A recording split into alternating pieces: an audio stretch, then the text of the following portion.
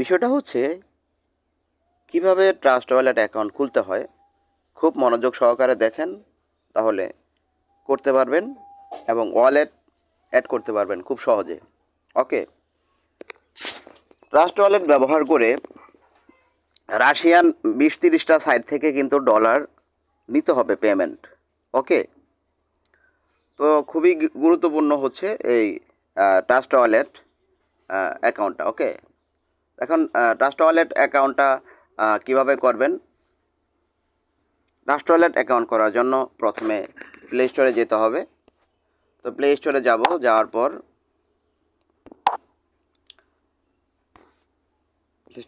পর আমাকে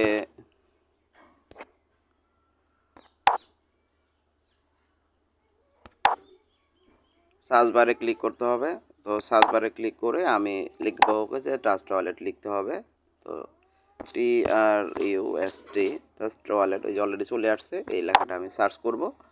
করার পরে দেখেন এই যে ট্রাস্ট ওয়ালেট অ্যাপটা ডাউনলোড করতে হবে। অলরেডি আমার ডাউনলোড করা আছে, যে আমি ওপেনে দিলে আমার এটা ওপেন হয়ে যাবে। ওকে, তো যাই হোক, এইভাবে ডাউনলোডটা করে নেবেন, খুবই সহজ। তো ডাউনলোড হয়ে যাওয়ার পরে এখানে দেখেন দুইটা অপশন আছে, create new wallet, I already have a wallet. তার মানে আগে আমি ওয়ালেট করেছি। যদি আগে করা থাকে তো আই অলরেডি হ্যাভ এ ওয়ালেটে ক্লিক করলে আগের এই যে পাসকোড ছিল, সিক্রেট পার্টস ছিল 12টা পার্টস বসাই দিলে নতুন ওয়ালেটটা আবার অ্যাড হয়ে যাবে আগের যে ওয়ালেটটা ছিল। তো যেহেতু নতুন খুলতেছি অ্যাট ফার্স্ট, তো এখন ক্রিয়েট নিউ ওয়ালেটে ক্লিক করে দেব। করার পর আমি এখানে পাসওয়ার্ড দেব।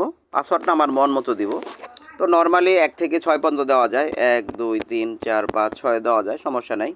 1 2 3 4 5 6। ওকে, তো আমার ওয়ালেটটা কিন্তু হয়ে গেল, দেখেন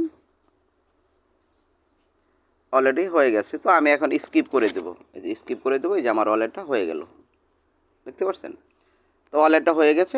আমি কোন কয়েন থেকে আমি করব, উইথড্র নেব আর কি। যেমন নর্মালি মনে করেন এলটিসি থেকে উইথড্রটা নেওয়াটা সবচেয়ে তো আমি এলটিসি লিখবো, এলটিসি লেখার পরে একটা কয়েন চলে আসবে, এই যে এলটিসি লাইট কয়েন, এখানে ক্লিক করে দেব। ক্লিক করে দেওয়ার পরে এখানে আমার নিচে দুইটা অপশন আসবে, একটা হচ্ছে সেন্ড, একটা হচ্ছে রিসিভ। তো আমি যদি রিসিভে ক্লিক করি, রিসিভে ক্লিক করা মানে কোনো সাইট থেকে রিসিভ করব, মানে ডলার আমি রিসিভ করব বা রাবেল আমি রিসিভ করব।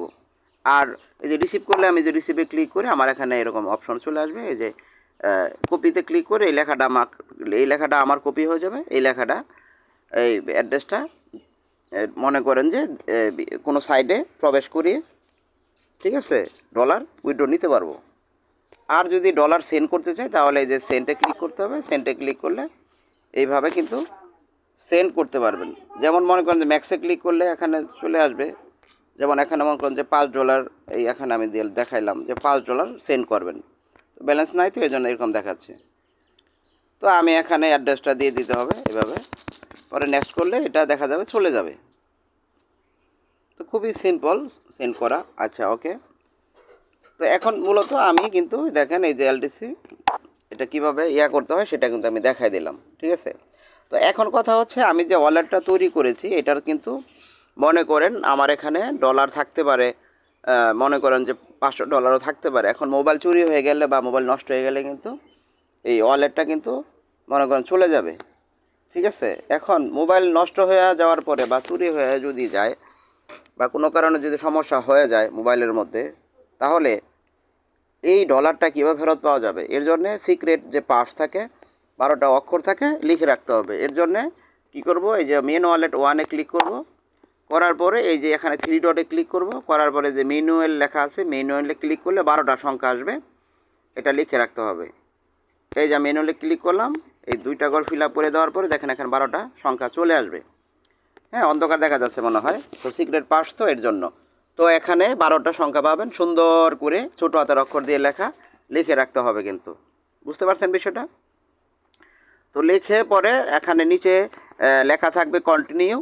তো কন্টিনিউতে ক্লিক করবেন, করার পরে এরকম বলবে মিলকরণ আর কি, বলবে যে 1 নাম্বার লেখায় কী ছিল, সিরিয়ালে 4-এ কী ছিল, হ্যাঁ, তারপরে এটে কী ছিল, টেনে কী ছিল, এরকমভাবে মিলে দিয়ে কন্টিনিউতে ক্লিক করে দিবেন, হয়ে যাবে। তো খুবই গুরুত্বপূর্ণ এই ওয়ালেটটা কিন্তু দিয়ে কিন্তু ডলার কিন্তু যে কোনো আর্নিং সাইট থেকে কিন্তু উইথড্র দিতে পারবেন। বুঝতে পারছেন? ধন্যবাদ।